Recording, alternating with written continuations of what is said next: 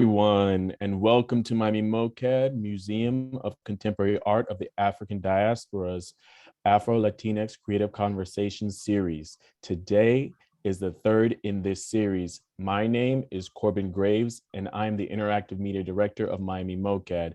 I want to start by thanking all of you for joining us this evening, and a special thanks to lead individual donors of Miami MoCAAD, Joe Betty and Kate Fleming, Dorothy Terrell, John Shubin, the Keith and Renetta Ward Family Foundation, Michael Simpkins, and Ellen S. Gallery. Your continued support goes to paid internships and to make possible art events like this. Speaking of donations, as you saw in our great, screensaver,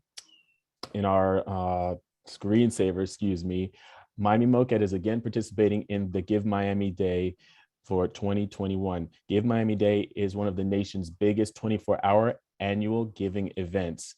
We invite everyone to support Miami MoCAAD during our early giving period, November 15th through the 17th, and on Give Miami Day, November 18th. Your support will help Miami MoCAAD to continue to make innovative and exciting experiences. Now, a little information about Miami MoCAAD and Miami-Dade. Miami-Dade is an extraordinary place, as we all know, is the center of an ever-growing art ecosystem and is uniquely positioned at the crossroads of continents and cultures, much like our conversation today.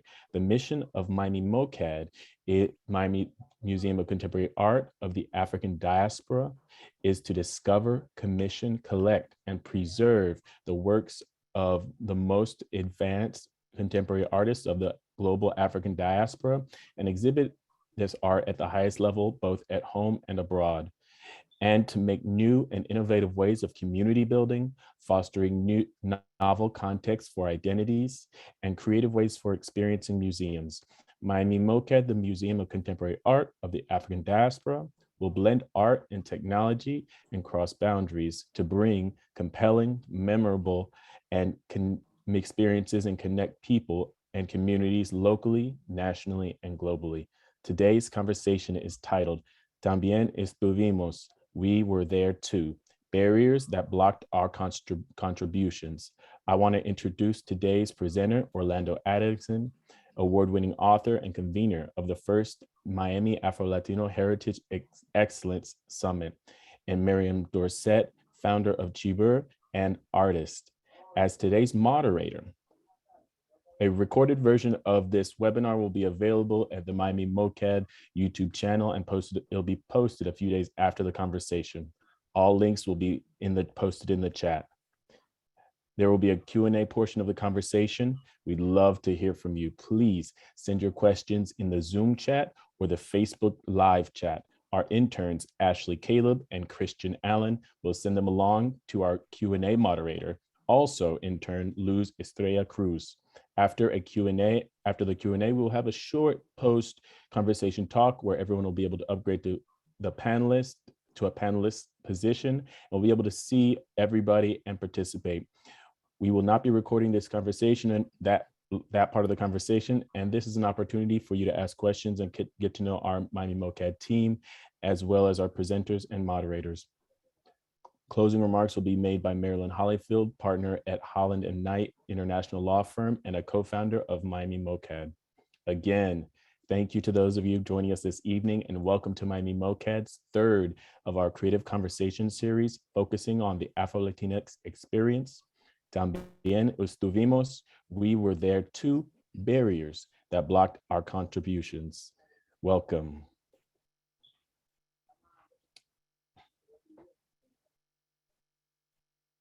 Great. I feel like it's passed over to me now. Is that correct, Corbin? I should jump in. Yes, go for it. Fantastic. Well, big appreciation to you, Miami MoCAAD, and your team for putting this together. And thank you everyone for joining us today. As Corbin said, my name is Miriam Dorsett. I'm an artist, entrepreneur, and community activator based here in Miami, Florida. And it's my pleasure to be here with you all today for this conversation. It's a timely yet overdue topic, and I'm honored to have Orlando as our guest speaker and be sharing his knowledge on the topic of how Africans were involved in the liberation of colonies and answering all of our pressing questions. So let's jump in. Orlando, I know in previous Miami MoCAAD's Creative Conversations. You touched on subjects that detailed the philosophical and religious origins of negative stereotypes towards Blacks, the arrival of Europeans to Hispanic America and the transatlantic slave trade that allowed the enslavement of millions of Africans in the Americas. So as we continue the conversation, what can our audience expect from today's topic? Thank you, Miriam. It's such an honor to continue to be in this series of Miami MoCAAD Creative Conversation. We were there too. And to be with you is such a pleasure to have you here, and thank you for joining us. What to expect from this third series? We explored, as you mentioned, the concept of the European presence in the Hispanic American, and how the indigenous people were treated, and then how the Europeans brought Africans to the land and enslaved them. And we talk about that process of slavery and the transatlantic, as you mentioned as well. And this series, what we're going to do is basically continue the narrative, continue the conversation in terms of what happened after that. What happened after the community, or during the liberation of the nations from the Spanish crown and the Spanish political involvement in Latin America, and how the Afro community were able to basically participate and helped in the process of obtaining these nations, Latin American nations, to obtain their political independence from the nations in Europe. So that's what we're going to be talking about, and adding some of the, perhaps understanding the concept, the political and economic understanding of why most Blacks in Latin America live in extreme poverty. Really important to go through all of this, and I'm pleased to be here for this and to be able to ask you my own questions. These are things that you think we would learn as we grow up, but we don't. So it's fine, better late than never, I suppose. So where would you like to start? Perhaps, I know the topic is the first nation to obtain independence in the Americas. Maybe we start there and just kind of dive through a little bit of the history. Yes, sure. I think it's a great way to start, and that is understanding the concept of liberation and the concept of freedom in Latin America, and particularly freedom for the Afro-Latino community. The colonies in Latin America had a particular movement that started with what they call the Mestizos, which are the result of the Spanish, the European, producing children with the indigenous people in the land. So the Mestizos basically became a middle class, working middle class community. And they were the ones that basically had this concept of idea to separate themselves from the crown, separate themselves from Europe. And so they started the movement to obtain liberation and independence in that particular area. Now, before that happened, independence in Latin America happened in the early 1800s, in the 1820s, somewhere around that time. But previous nations on the American continent already experienced independence. For example, the United States was the first one, and then followed by Haiti, which we will touch a little bit later on. Excuse me, but Haiti was a nation that revolted. The slaves in that island revolted against the Europeans and became a complete independent nation. And so the movement then of the independence in Latin America started with that concept of trying to separate political independence from the separation from the Europeans, to establish their own political independence here in the continent. And also something I think is important to mention, and that is when the Mestizos, again, the results of the Europeans and the indigenous people, when they I just have a started quick clarifying question with that, Orlando, if you don't mind. So the Mestizos, were these situations of happiness where these children were born, or was it more violent occurrences? You mean in terms of how the European responded to the Mestizos themselves? No, I'm sorry. I'm talking about how the children, the babies, were made of mixed origin, of the Spanish and the existing people. Sure, that happened because most of the conquistadores, most of the people that traveled from Europe to this land were men. Mm-hmm. And so you had that. I mean, there were very few women that came with them. They were already married. They were very, maybe, I don't know, very little, small percentage of them were single. But most of them, the women that came, which were a minority, they were married. But you had a lot of male who came to cross the Atlantic Ocean to come to this land looking for opportunities and even basically to get rich, because they found out and heard and saw, the native people of the land had gold and many other resources. So many of them traveled to the land to do that. And because of the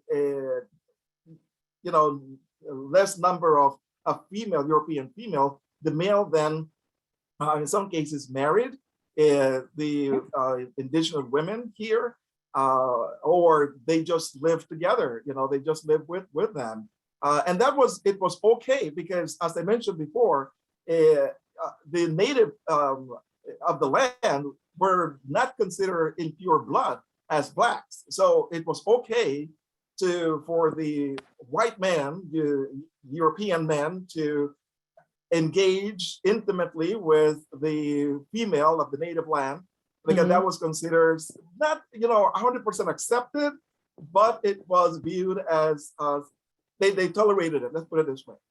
Okay. And so their children, because of that privilege that the blacks did not have, were able to occupy important positions in society. So when the independent concept, the philosophical independence came into the colonial society mentality, it came in and was basically led by that particular group who saw the political influence of the crown in Spain, and particularly taxation. Many of them rebelled against, raise of taxes and all that the crown was imposing upon them, decided then to create a movement of independence. And that's how, the movement started with these Mestizo community. So I hope I answered your question. Yes, that was perfect. I was, you never know. My mind goes to a lot of different things just based on what knowledge I do have of situations where white colonies have formed, and so just wanted to clarify that. Thank you. Very good. No, you're welcome. You're welcome. So going back then to the concept of the independence or revolution or a movement to create independent nation from Europe. When that movement started, Africans were continued to be slaves, but they also had men and women who were freed in that concept. So when the Mestizos brought the idea of liberating the land from political influence and economic influence from Europe, they invited the slaves and the freed men and women to join the movement. Now, it's important to understand this concept here. For the Mestizos, the idea of freedom, the idea of liberation, was completely different from the way how the Africans, those who were enslaved and freed, understood the word and interpreted the word, and also understood the movement. For the Mestizos, that meant, liberating themselves from the crown, political influence and economic influence. That was their concept, their understanding. For the slaves of the Africans, for the Black people, those, again, enslaved and free, the mentality was different. For them, freedom meant opportunity to be just like the Mestizos. In other words, they saw the Mestizos being in power, not only politically, but also economically. They felt that, oh, this is an opportunity for us to join this movement so that we and our children and our women and our future generation can participate and be freed, finally freed from over 300 years of imprisonment, of being enslaved in this nation. So for them, the concept of joining the movement was more, it had a very more sentimental and meaning to them than the Mestizo community. So life and death versus, I'm sorry, say again? Would you say a fair comparison is this is life and death and versus just paying taxes? That's correct, yes. For the Blacks, it was an issue of life, correct, life and death. And also the opportunity to just listen. Again, I get emotional about it because it's so, for them, it was the issue of gaining their humanity.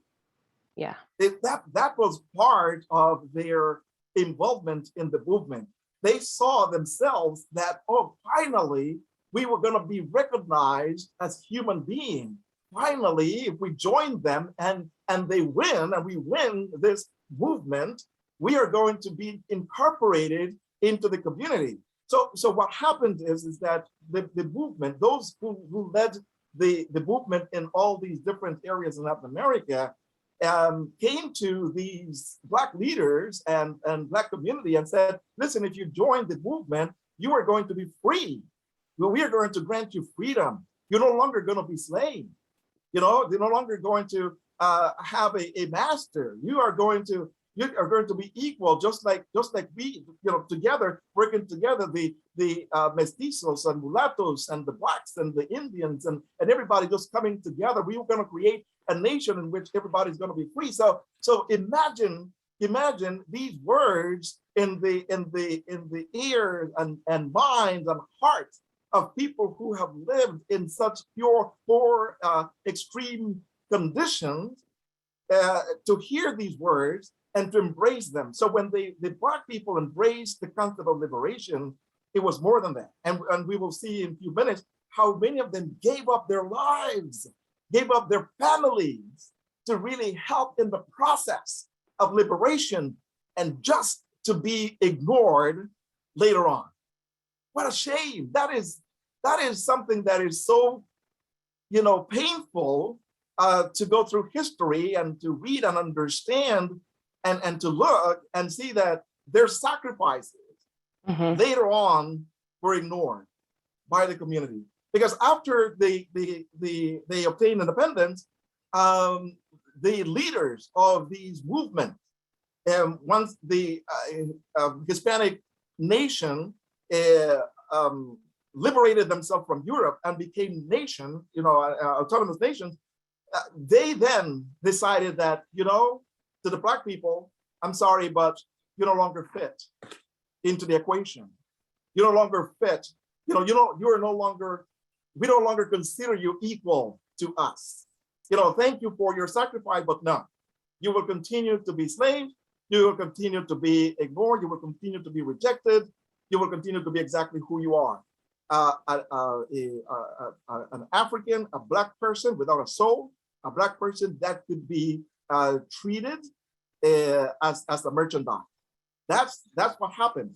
So many of the Blacks became disappointed, betrayed by the movement that they helped and participated. So Latin America owed a lot of the Black community for what they did and their contribution. And instead of paying them, not in terms of financially, but recognizing their humanity, that they're men, women, and children. I mean, the people with blood and soul and a heart, instead of recognizing them as individuals, they neglected them, they rejected them, and then they created later on philosophical theories and understanding for them to discriminate them, to exclude them from the rest and benefits and opportunity from these nations. That's what happened. That is the saddest thing that happened in our history, in the history of Black people in Latin America. Go ahead, man. Well, it frustrates me, it angers me, and I think we're going to talk a little bit about how you cope with the being in this work and having this knowledge and just really breathing it every single day. And definitely for me, being someone who's very connected and spiritual, as I just find myself thinking about these people as you're speaking and giving them gratitude that I can from, this here we are on earth, whatever, to their spirits. And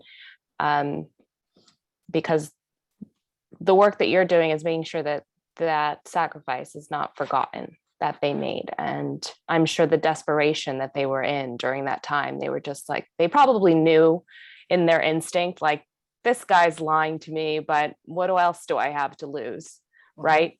Correct. Can we circle back, just focus in a little bit on Haiti in particular? Because I know that country had a little bit of a different journey. And so maybe we can touch on that briefly. Yeah, well, I don't know if we're going to have enough time to really cover all of that, because again, that's another nation that is not even mentioned. I mean, come on, Haiti, the first nation in Latin America to obtain their independence, is completely ignored. We don't even learn that in school. I don't know. I mean, when I was in school, I don't know now if they are teaching children and teenagers and definitely not in universities about Haiti.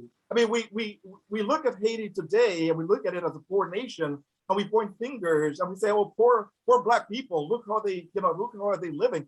But people don't understand the history behind it, which also applied to Black people in Latin America. What happened to Haiti, to the Haitian people, financially and politically, happened also to Black people in Latin America, because the government, in the European government and the United States, later on, when it became a strong nation, basically are responsible for the condition of Haiti, the economic condition of Haiti, and responsible for the economic condition of Black people in Latin America. Because again, they created politics and policies, financial and political politics and policies to really make sure that these nations don't, and individuals don't, and community don't succeed.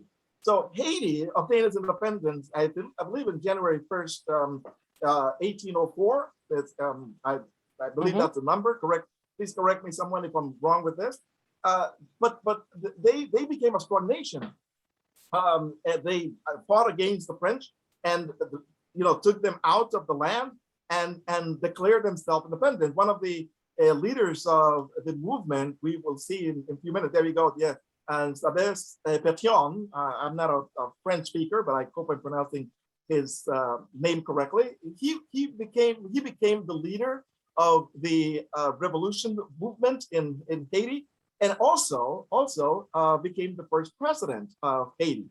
And we will see how his involvement, how he involved himself with Latin America also, because most of the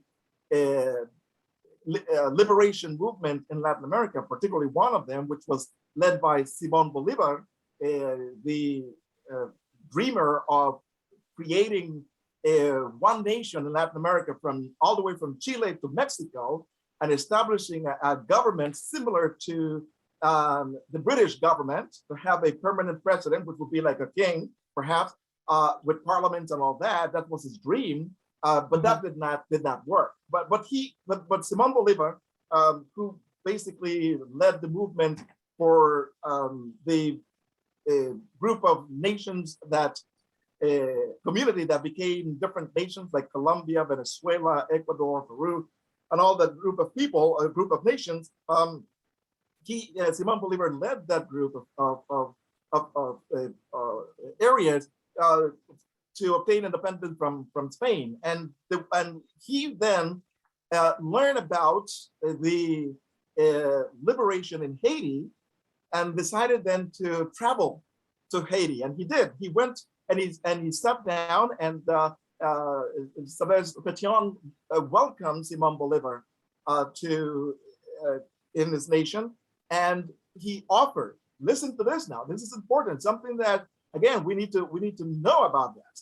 He offered to assist Simon Bolivar in his movement, liberation movement, with soldiers. He assisted him with soldiers and financially with the movement.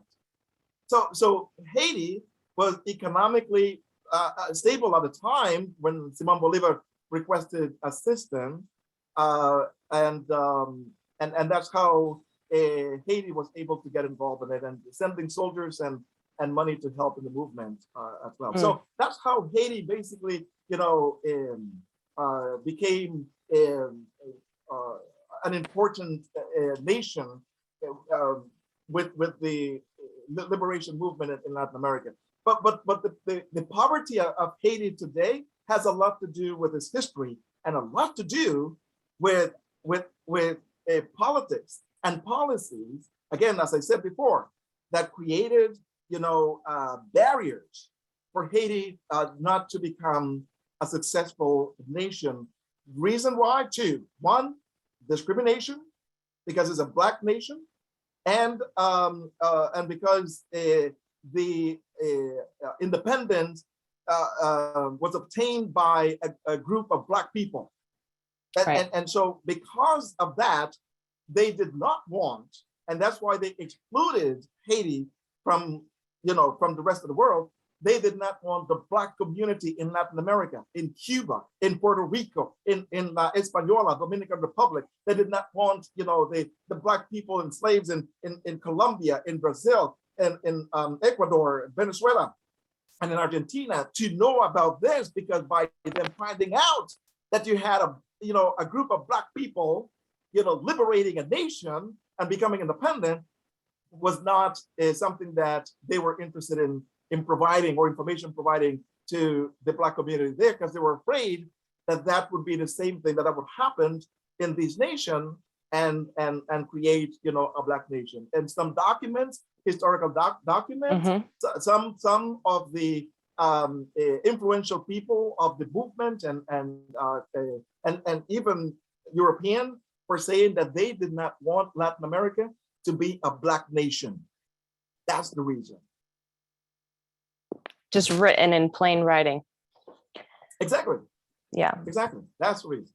And I know you're going through some more of these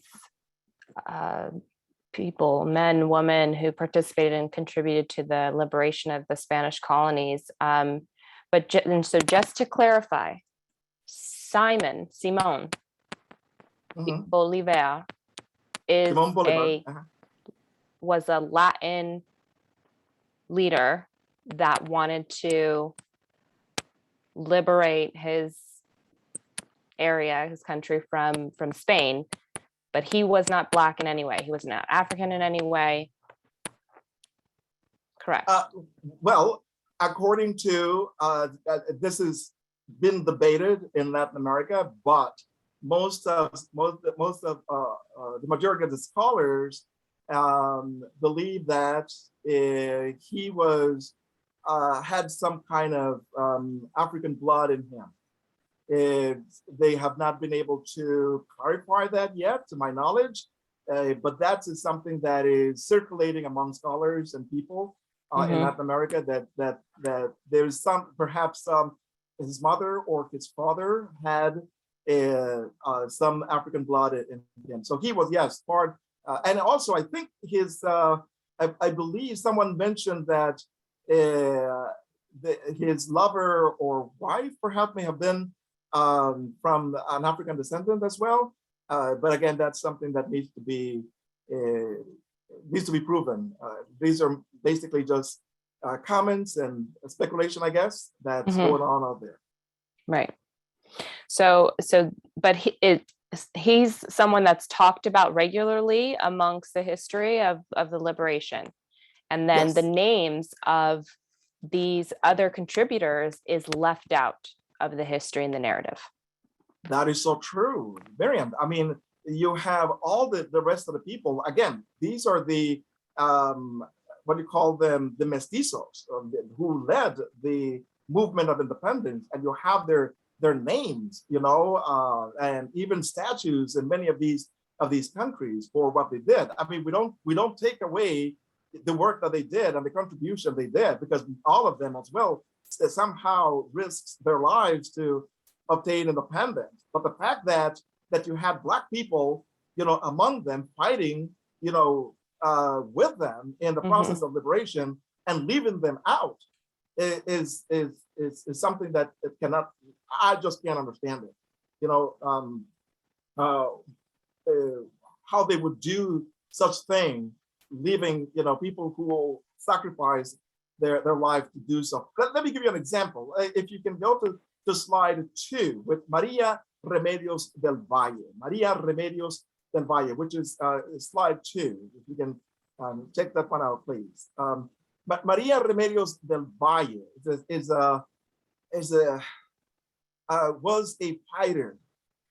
She joined the army to help the community, to help the liberation in Argentina. Argentina, the nation that have been trying for years to hide, the Black community in their land. So Maria Remedios del Valle joined the army to help liberate Argentina from the European influence, from the Spanish crown and political and economic influence in the nation. And so, just to clarify, Maria was Afro-Latin and yes, and a woman. And a woman. That's right. She was a former slave. Okay, and so yeah, she was from Africa. She was actually an African descendant that joined the liberation movement in Argentina, and she was wounded, according to historians. She was wounded in battle. She was captured in battle. She was imprisoned while she was captured in the process of fighting for the nation, for Argentina. And then she was able to escape, not only once, but several times, her imprisonment. She also sacrificed 2 children, according to documents and historians. She had 2 children, she had a husband, and she sacrificed them all for the nation, for Argentina, for the country, for her people. And yet she was not recognized at that time. When Argentina obtained liberation, when Argentina became an independent nation, Maria went over to the government to request pension for her service as a military person. And that was denied, which then forced her to live on the street. She was a beggar.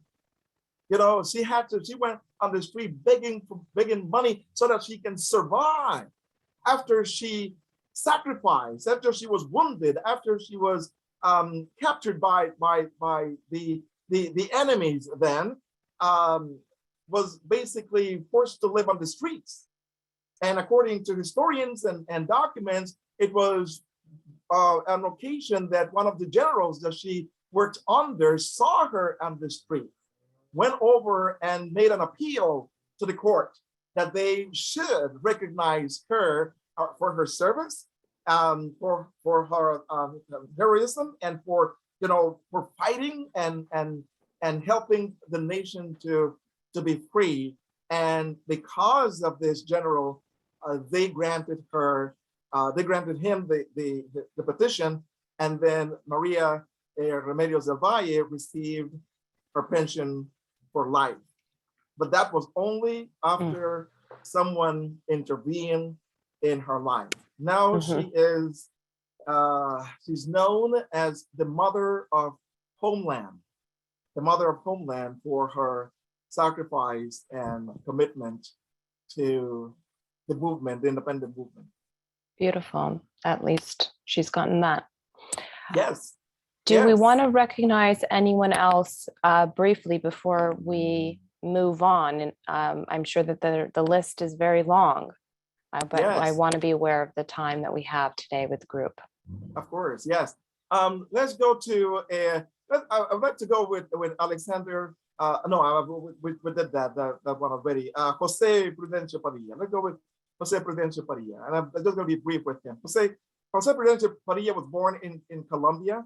At the age of 23 or a little bit older than that, he became part of the military. Again, this was part of the movement in that particular area with Simón Bolívar.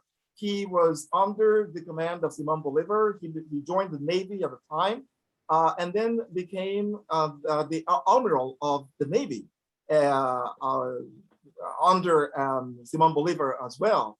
He helped Simón Bolívar in the struggle to liberate, which is called the Great Colombia. And then after the war was over and Colombia was able to be free, he then ran for Senate. He became the first Black Senate in Latin America. The first Black senator in Latin America.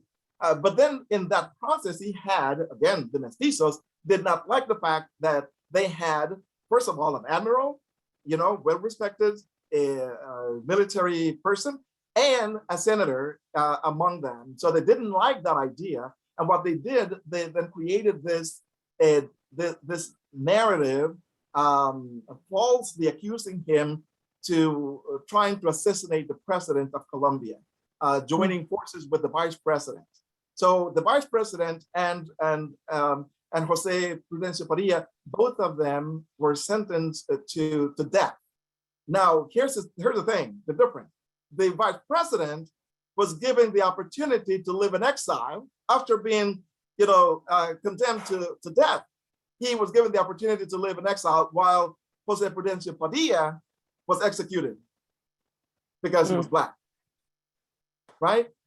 Thank God now that in Colombia, the Colombian Navy named their, that part of the military with his name. So that's a good thing that happened, with Jose Prudencio Padilla. And the last one I want to mention is Cabral. Again, he's from Argentina, Juan Bautista Cabral, another Argentinian military individual. He didn't spend much time in the army because he got wounded and killed. And this is how it happened. He was in a battle, again, for independence for Argentina. And the general that was leading the battalion, the group of military that he was part of, fell from his horse, and the horse just stepped on his leg and trapped him right there. And he was in the middle of the fire. The enemy was shooting at him and on the soldiers. And so Juan Bautista Cabral just left. I mean, he left the security of his position where he was, and he ran to rescue his general.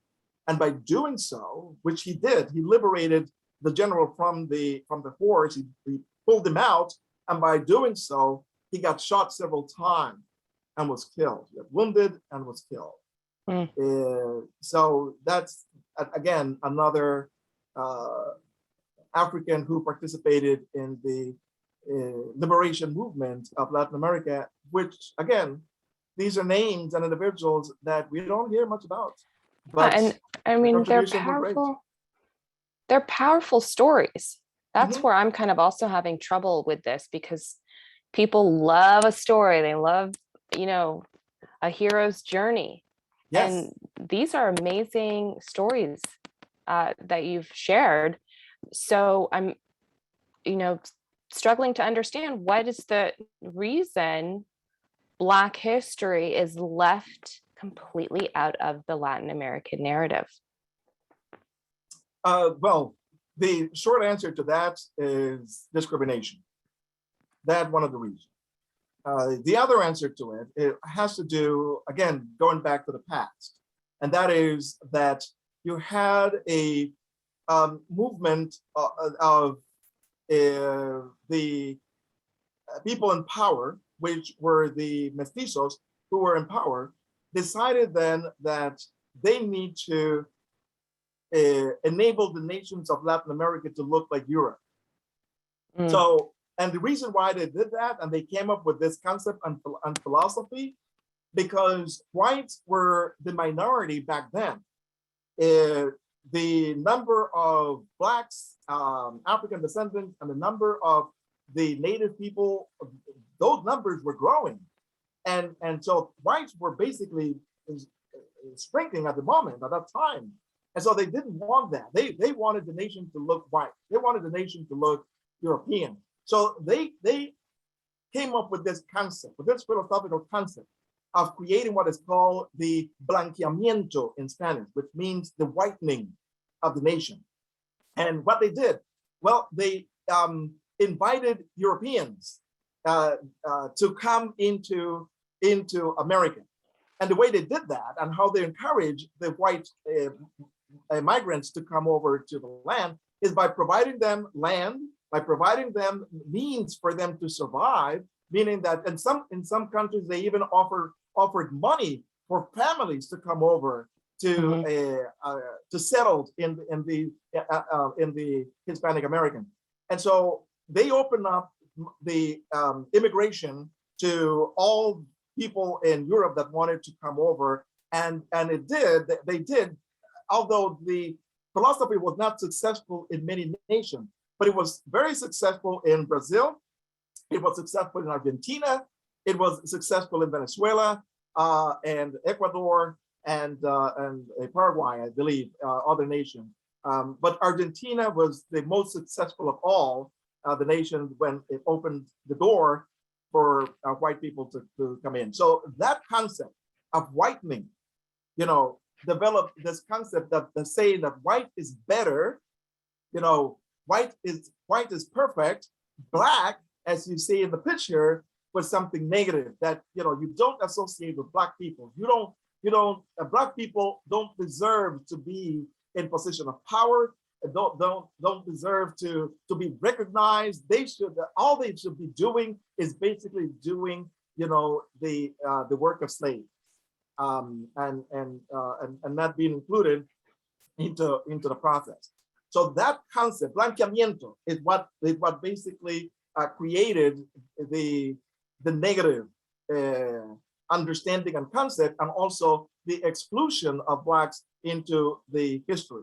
The other has to do with the church. Unfortunately, it's not about the church itself as a religious institution, but it also has to do with what it's been called today by many sociologists is called the Catholic culture, or meaning that the ethics and the cultural understanding of Catholicism in Latin America still live today, meaning that the practices, what people do, not in terms of what they practice, not in terms of their faith, but because of tradition, has become very influential. And so the church played a huge role also in creating this narrative of separation and discrimination, so that the community can also continue to discriminate and isolate Black people in the land. Again, remember in the first conversation that we had with Miami MoCAAD, a creative conversation, I explained that the church viewed Blacks as merchandise and also as people without soul. And so because they did not have soul, according to the church, it was okay to enslave them. It was okay to mistreat them. It was okay to sell them as property and use them that way and abuse them as they fit. So that was those basically. I could probably, and there more, but I could share with you reason for Black history have been left out of the narrative in Latin America, because these nations and community did not want to deal with anything that was Black, that looked Black, or had anything to do with Blackness and Africa in particular. Yeah. You know, you learn about slavery here in the United States, and now it's like a horrifying nightmare after horrifying nightmare is what it seems like. It doesn't, you just wonder, like, how could these things be real? How could these things just happen? But they did happen. Yes. And I feel like I do know the answer, but I'm still going to ask. Now in modern times, I mean, obviously we have racism here in the United States. In Latin America, are we seeing similar struggles and issues? Yes, the Latin America also has a lot of issues, particularly regarding the Black community. You know, after the independence and after the nations were established and they were well formed and organized, one of the things that they did, as I mentioned previously, is that not only that they, you know, told the Black people that they should not be a part of the process of the government, but also what they did, the Mestizo community, what they did, created policies to restrain and prohibit Black people to improve themselves. And how did they do that? Well, simple. They created law, for example, and perhaps it might happen here in the United States, it may have happened here in the United States, but in Latin America, they created laws, for example, prohibiting Black people from owning land. Okay, so Black people could not own land in the nation, in any part of Latin America. They were prohibited to do that. So without land, they weren't able to produce, you know, they basic food and basic needs, or even live, you know, in dignified places. So many of them then, what they did, many of them created communities on their own. You know, in Mexico, for example, you had Gaspar Yanga in Veracruz, which the city todavía, it still has the name. I just said a word in Spanish here. Still has the name. That is the Yanga community, which they have a huge statue of this African, you know, liberating and huge fighter and leader of the Mexican liberation movement, African liberation movement. So they created communities like that in Ecuador. Esmeraldas, for example, you have people that were some of them were runaway slaves that created all these communities. So they had to really find places to live. The Garifuna community, for example, in Honduras, they lived in an area on the northern coast of Honduras and the beach area. These were areas that, you know, the nation was not interested in that land. Today, however, it's a different story. They killing all the Black people and the leaders in that area and incarcerating them because they want to take the land away. But back then, land was something that the African community and their descendants was unable to obtain because there were restrictions regarding that. The other reason had to do with education. They created laws also to prohibit Black people from obtaining education. I mean, that is, I get enraged, perhaps I may say, if that's the, I guess that's the word that comes to mind when I read this kind of information on history and what happened to our ancestors. I mean, prohibiting people from getting a basic education. You know, they did not want them to learn. they wanted them, the basic idea here behind all this is that they wanted the Black community to continue to be exactly the way the conquistadores, the way the Spanish, the colonists created them and left them to be slaves. They wanted to perpetuate, the slavery in Black community. And so they created all these laws. Again, lack of education, not allowing them to own land. And the other part of it is that they also did not allow them to obtain jobs, that other people, mestizos, were able to obtain. They created barriers, to stop Black people from obtaining any jobs that they felt belonged to the Mestizo community, that Black should not, have access to this kind of information. And that's why, again, did not provided them the education and did not give them land. The other aspect to put into consideration is that today, many of the Afro-Latino community live in extreme poverty. And the reason has to do with all these politics and policies that still operates today in many Latin America. Now, remember, some Latin American countries included all this in their constitutions.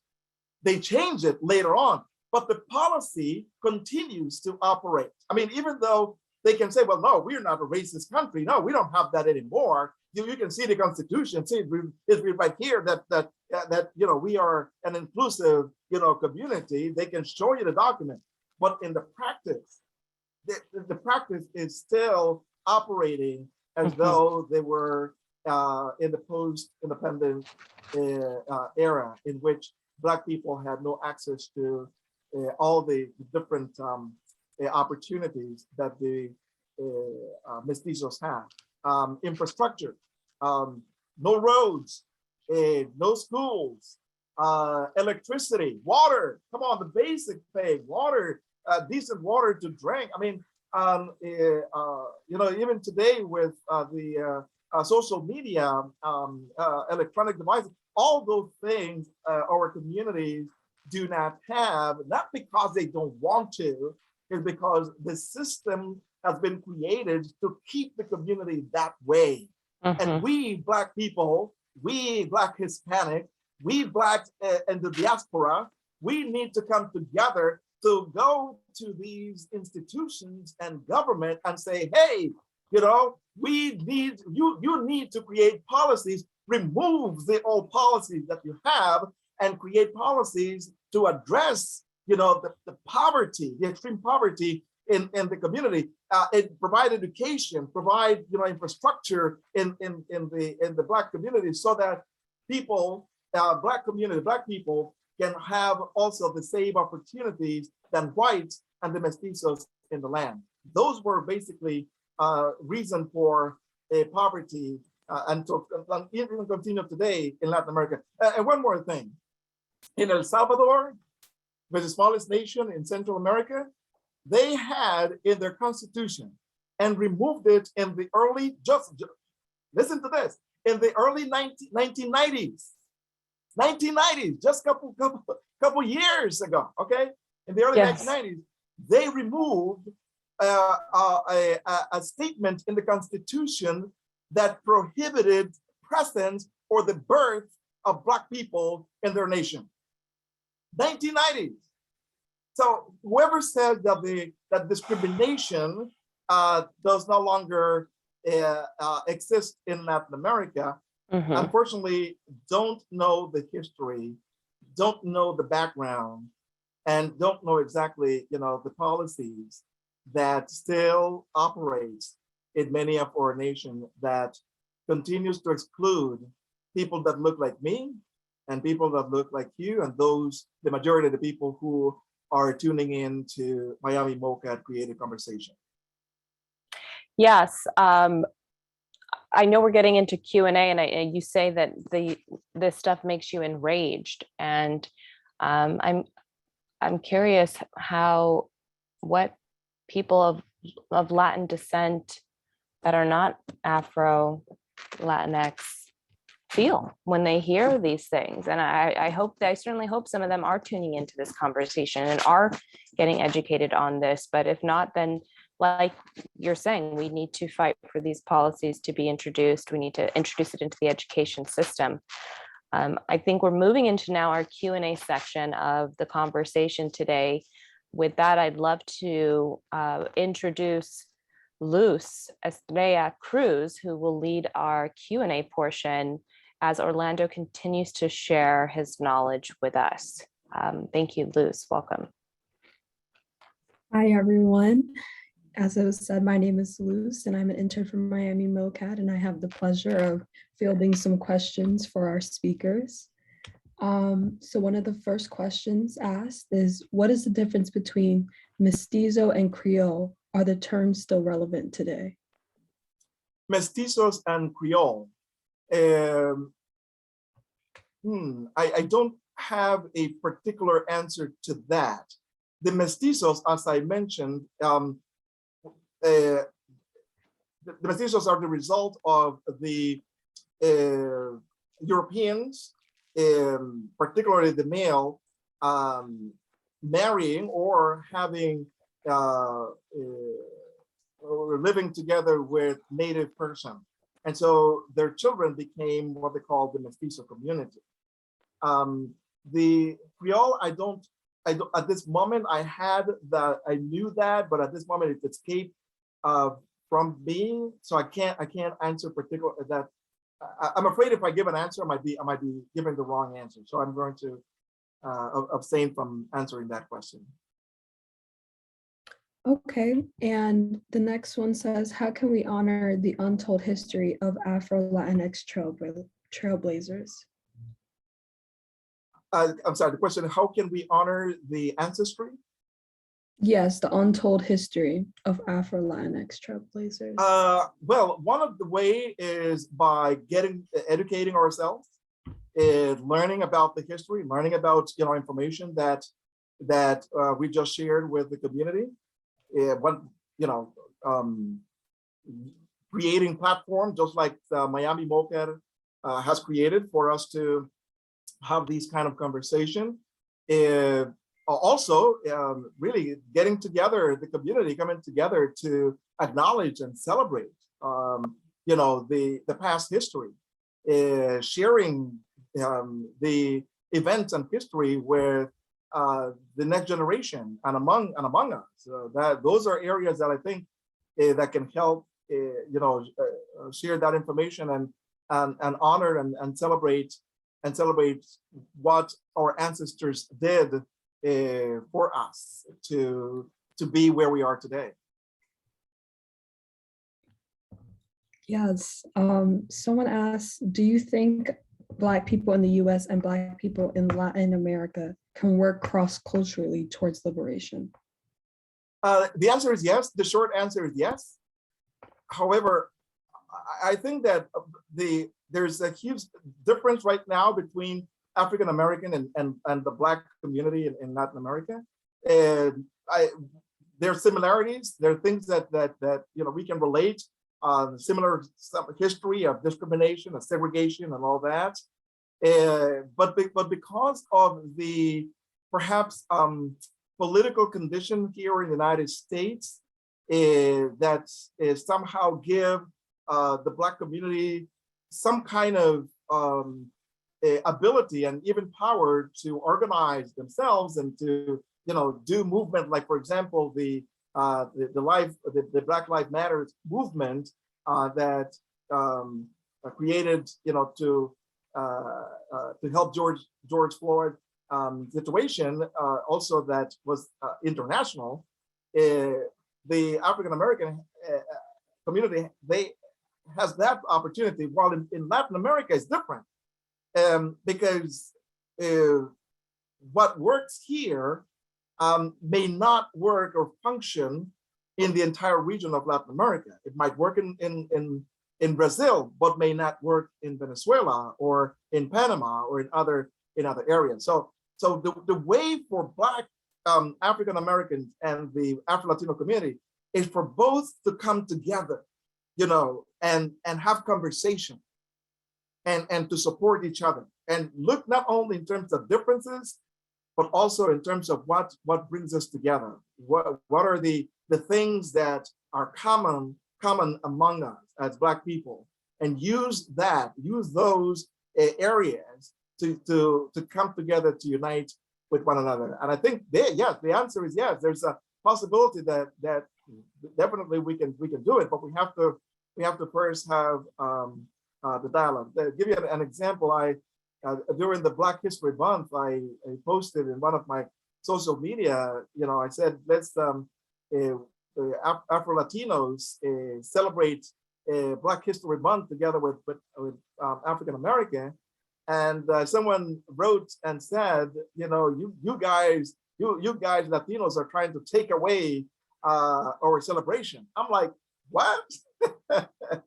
What? I'm Black too. We're Black too. So we celebrated Blackness. So I think, that gives you an example that, we do need to sit down and have conversation and learn from each other's history so that we can move together as a unit in pursuit of freedom and elimination of systemic racism, both in the United States and Latin America. There were many Latin Americans and Afro-Latinos joined the Black Lives Matter movement to assist in the struggle to give George his acknowledgement and recognition, and also to fight against the police brutality. So that's yes. The answer is yes. We can work together, but we need to sit down at the table and have a dialogue. Yes, you spoke a lot about the historical and contemporary trauma Black Latin people have faced. What do you think Black Latinx people can do to take care of themselves while struggling for recognition and support? What can they do to take care of them and recognition of themselves? I think one way of doing so is, again, understanding who we are as people, supporting one another in every area that we can, assisting, not looking at each other as the enemy, but as a collaborator, collaborating with each other in any activities or events that one group or another group organize, and just come together. Because that way we create and build a community, and by building community, we can grow and then continue to help other communities as well. So those are, I think, basic areas that will help us, not only build the community, but also help heal the community from all the negative historical aspect and also negative stereotypes that have been given to us all over the centuries.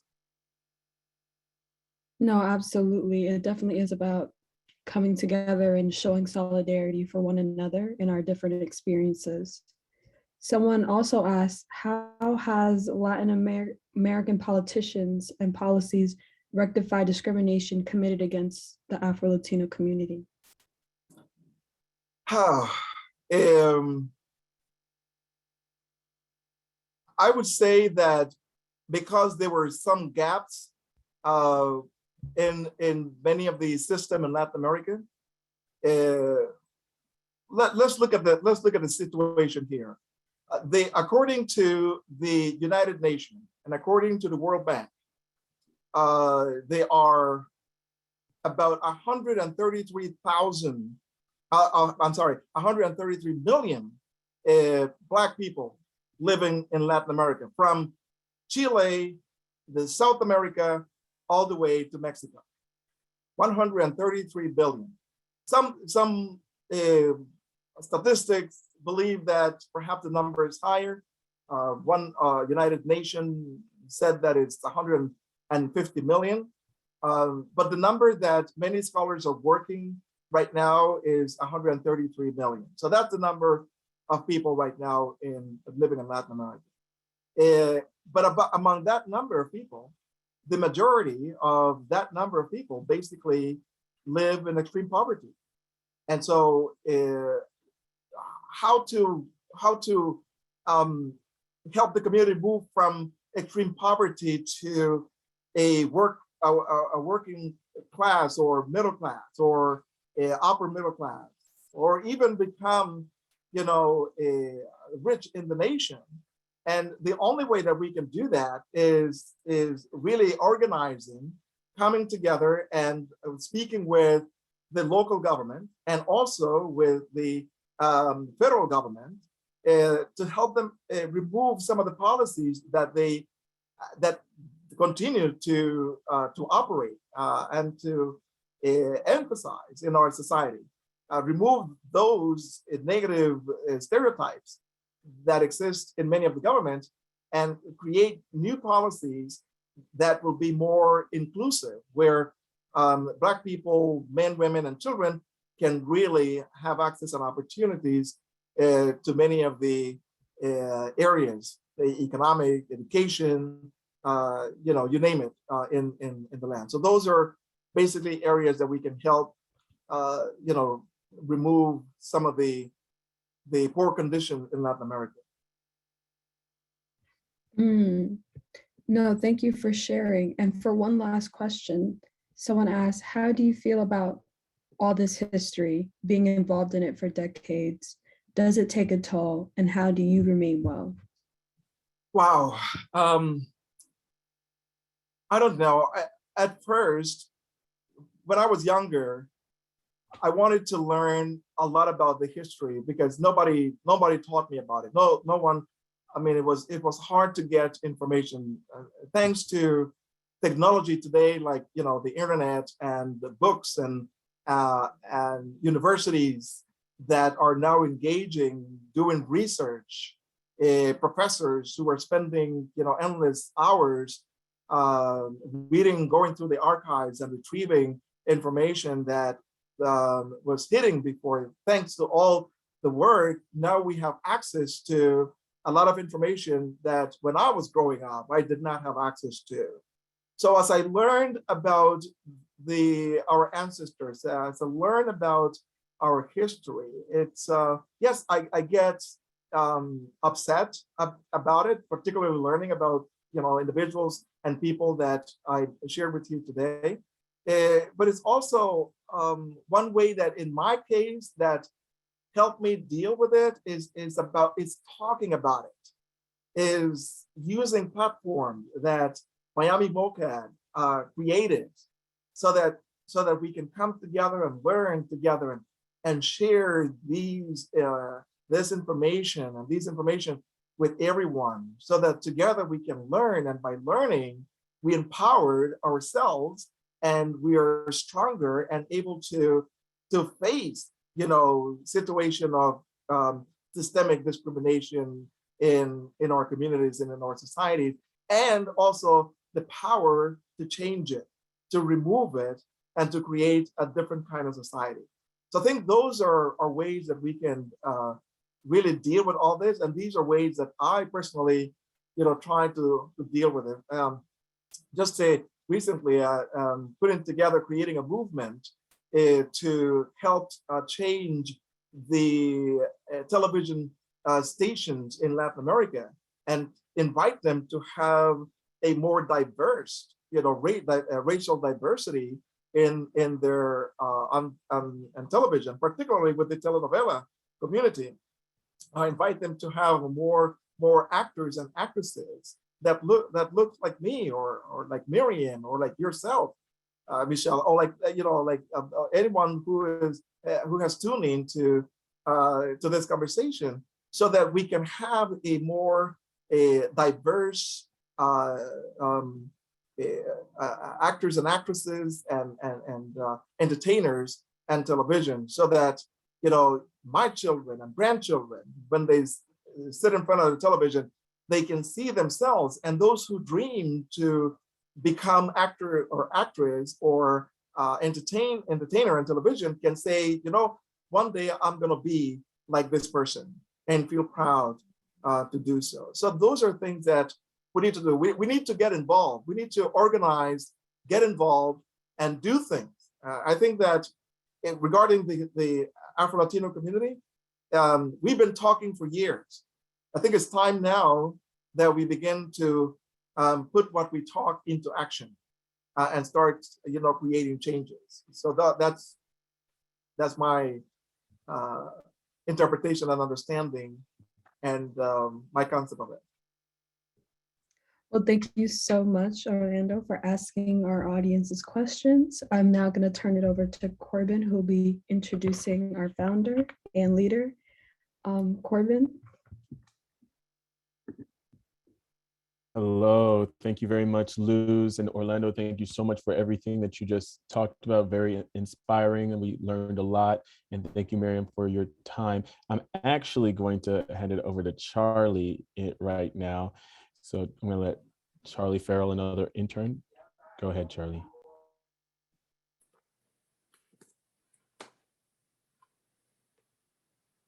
Sorry, muted. Now you think you're a pro at these things. And so my name is Charlie Farrell, and I'm an intern with Miami MoCAAD, as well as a graduate student at Florida State University in the Museum and Cultural Heritage Studies program. I would like to thank you all for joining us during this enlightening conversation with Orlando and Miriam. I encourage anyone who's interested to stay afterwards for a more casual and intimate conversation. So right now, I'd like to introduce Marilyn Hollyfield, co-founder of Miami MoCAAD, as well as a partner in Holland and Knight's Miami office. She will issue our closing, so I now turn it over to Ms. Hollyfield. Thank you, Charlie. And thank you, Orlando. Thank you, Miriam. And thank you, Luz, for a really enlightening, as the word was used, conversation. And thanks to all of you who joined us this evening. I want to give Orlando, Luz, and Miriam thumbs up and a lot of applause. Thank you for revealing to us parallels in our history, parallels that perhaps many of us don't think about. Parallels, for instance, in the African-American community, our contributions to our country over the centuries have been largely ignored. That's what Orlando talked about today with respect to Latin America. In our country, it has been very, very difficult for Black people to have access to education. In fact, there were points in our history when it was a crime for Blacks to learn how to read. Orlando talked about the prohibitions against education in Latin America. In our country, Black people in some parts of the country could not own land. And studies are showing now that the restrictions on land ownership for Blacks in the United States is one of the reasons why you have this staggering wealth gap. Orlando talked about the same thing in Latin America. We did not think of that. The exclusion from government services in our country, we've had through the centuries to fight for. There's a famous, for instance, Supreme Court case where in Mississippi, people had to go to court to get their streets paved. Very basic things and services that Orlando talked about. Black communities in Latin America not having access to, similar things here. But what his conversation really, really told us and really, really showed us was the resiliency of Black people in the United States, in Haiti, in Latin America, in the Caribbean, to get where we are today. There has been an amazing resiliency for us to even be alive, much less for some to thrive. They did not say the names of our ancestors. But as Orlando has told us, and as Miriam developed in the conversation, we can say their names. They did not showcase the art of Blacks, but Miami MoCAAD can. In our concluding Afro-Latinx conversation, which will be on November 28th from 4 to 5:30, it will focus on art, history, and culture, and will feature local artist Candy Lopez, Orlando Addison, and University of Miami assistant professor, curator, art historian, Erica James. You may visit our website to register. Well, you may visit our website to find out more about it. Registration information and details will be on our website in a couple of days. I also want to thank our producers, our behind the scenes team that you didn't see this evening, our anchor, our person who has helped Miami MoCAAD from the very, very, very beginning have a presence, Michelle Johnson, who is a museum working group member, as we call our group, and a volunteer extraordinaire. Let us also thank Christian Allen and Ashley Caleb, who are also interns who helped us with the Q&A and provided Luz with questions from the audience. I want to again thank our sponsors. And of course, I want to thank, we already met Charlie, but we didn't meet Christian Allen, who's also a student intern who was involved, who worked with Ashley to provide questions to Luz from the chat. I want to end by thanking our sponsors, lead donors, Joe, Betty, and Kate Fleming, Dorothy Terrell, the Keith and Renata Ward Family Foundation, John Shubin, LNS Gallery, and also Andrea White Kelly. We've had a wonderful evening. I've learned a lot. I always learn a lot when Orlando gives a presentation.